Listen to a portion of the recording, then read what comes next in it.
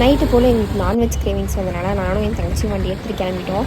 நேராக வந்து ரேஸ் கோர்ஸில் வந்து வளர்மதின்னு ஒரு கடை இருக்குது. அங்கே பார்த்திங்கன்னா அவ்வளோ கூட்டம் என்னென்னா டைனிங்க்கு வந்து அப்படியே லைனாக அப்படியே நின்றுருக்காங்க எண்டு வரைக்கும். நாங்கள் டேக் அவேனால கொஞ்சம் சீக்கிரமாக வாங்கிட்டோம். என்ன வாங்கியிருந்தோம் அப்படின்னு பார்த்தீங்கன்னா மட்டன் பிரியாணி, சிக்கன் பிரியாணி வாங்கியிருந்தோம். எனக்கு வந்து பர்சனலாக வந்து எனக்கு ரொம்ப பிடிக்கும் அங்கே வந்து பிரியாணி. என்னென்னா கொஞ்சம் காரசாரமாக நல்லாயிருக்கும்.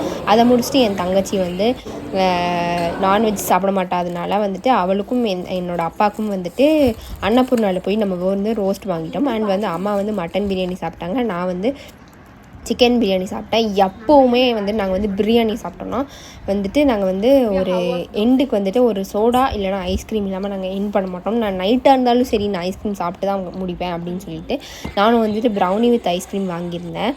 அரோமாவில் வந்துட்டு என்னென்னா சேர்த்து வாங்காமல் தனித்தனியாக வாங்கி நான் வந்து மர்ஜ் பண்ணிட்டேன். எனக்கு வந்து சாப்பிட்டது ஒரு ஃபுல்ஃபில்னஸ் வரும். எப்போவுமே வந்து பிரியாணி சாப்பிட்டானா ஒரு ஸ்வீட் சாப்பிடுவேன்.